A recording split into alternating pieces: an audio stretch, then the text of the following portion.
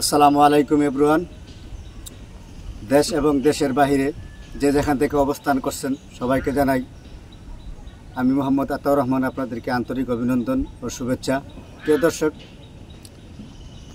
আজকে আপনাদেরকে নিয়ে আসলাম বাংলাদেশের সিলেট জেলার গোলাপগঞ্জ উপজেলার 11 নং শরীফগঞ্জ ইউনিয়নের বৃহত্তর হাকালুকি অঞ্চলের মানুষের দুঃখ দুর্দশা এগুলো আপনাদের সামনে তুলে ধরার চেষ্টা করব। আর পাশাপাশি এই বৃহত্তর হাকালুকি হাওরের জন দুর্যোগ যে কতটুকু তা যদি আপনারা নিজ চোখে না দেখেন তা কখনোই অনুবাদন করতে পারবেন না। বিশেষ করে কিছুদিন আগেই আপনারা জানেন সিলেট বিভাগে সুনামগঞ্জ সিলেট সহ বিভিন্ন অঞ্চলে বন্যার পানি হানা দিয়েছে। একটু স্বস্তি পেয়েছিলাম যে পানি একটু নিরসন হয়েছিল, কিন্তু আজকে 2 দিন যাবৎ বন্যার পানি আবারও আমাদেরকে হানা দিয়েছে। আর এই ভিডিওর মাধ্যমে আপনাদেরকে দেখতে পাবেন যে কী পরিমাণ মানুষ দুর্যোগের মধ্যে বসবাস করছেন। ঘর থেকে বাহির হওয়ার মতো কোনো উপক্রম নাই, এমন একটা পরিস্থিতি। প্রত্যেকটা ঘরে ঘরে, প্রত্যেকটা বাড়ি ঘরে, উঠানে, রাস্তাঘাট তলিয়ে মানুষ এমন একটা বিপর্যয়ের মধ্যে পড়ে আছেন যা নিশ্চয়ই না দেখলে কখনো কল্পনা করা যায় না। তো দর্শক, আপনারা ভিডিওটি দেখতে থাকুন।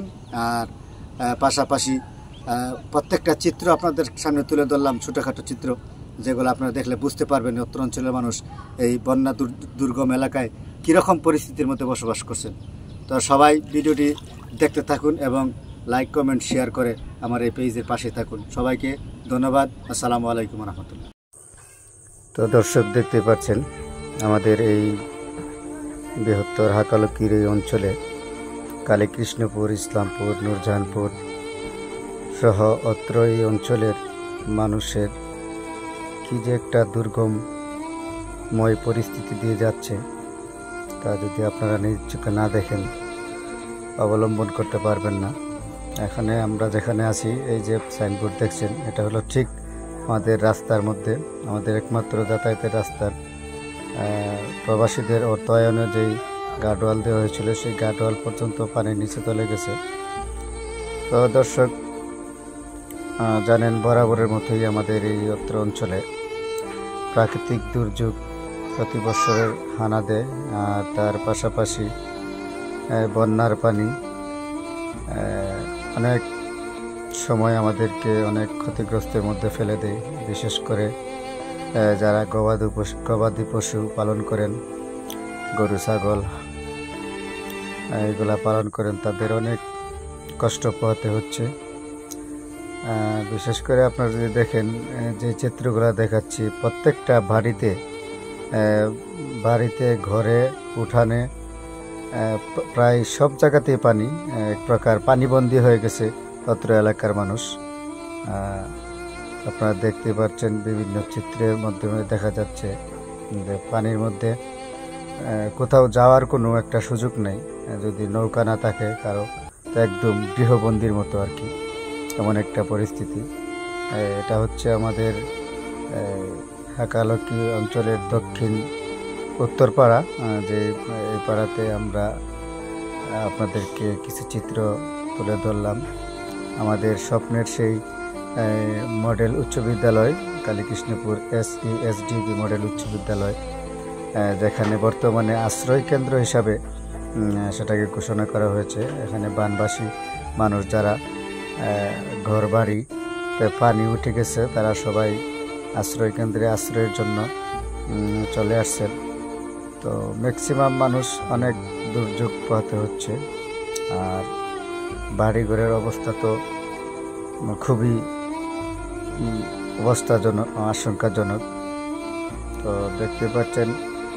আর বিশেষ করে এই হাকালুকি হাওরের যখন পানির উত্তাল ঢেউ যখন উঠে কক্সবাজারের মতো, বঙ্গোপসাগরের মতো, যখন বাতাসের তীব্রতা বাড়ে, আর তারই পাশাপাশি ঢেউয়ের যেই ভয়ানক থাবা, এই থাবা যখন আক্রমণ করে এই অঞ্চলের মানুষের কী যে একটা ভয়ানক সময় পার করতে হয়, সেই সময়টায় আপনারা নিশ্চয়কে না দেখলে বুঝতে পারবেন না। বানবাসী মানুষের জন্য আপনারা সবাই দোয়া করবেন। বাংলাদেশের যে যেখান থেকে ভিডিওটি দেখছেন সবার প্রতি অনুরোধ, আমার এই পেজটিতে ফলো করবেন এবং লাইক কমেন্ট শেয়ার করে অন্যকে দেখার সুযোগ করে দিবেন। দেশ এবং প্রবাস থেকে যে যেখান থেকে দেখছেন ভিডিওটি শেয়ার করে দিবেন এবং অত্র অঞ্চলের মানুষের জন্য দোয়া করবেন। আল্লাহ পাক রব্বুল আলামিন যেন আমাদের এই দুর্গম পরিস্থিতি থেকে উত্তোলন করেন তাড়াতাড়ি, এবং পাশাপাশি যারা অসহায় মানুষ আছেন, বানবাসী মানুষ আছেন, তাদেরকে যেন আল্লাহ পাক রব্বুল আলামিন হেফাজত করেন, এবং পাশাপাশি বিত্তবান যারা আছেন সবাই একে অপরের প্রতি এগিয়ে আসবেন, সহযোগিতার হাত বাড়িয়ে দিবেন, আর সবাই দোয়া করবেন।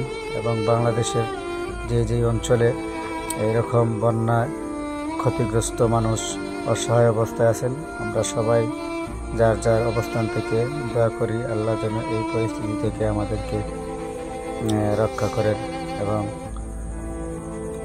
এই অবস্থা থেকে যেন আল্লাহ পাক অতি তাড়াতাড়ি আমাদেরকে পরিত্রাণ করেন। তো সবাই ভালো থাকবেন, সুস্থ থাকবেন, নিরাপদে থাকবেন, সবার প্রতি রইল শুভকামনা। সবাইকে আবারও সালাম। আসসালামু আলাইকুম ওয়া রাহমাতুল্লাহি ওয়া বারাকাতুহু।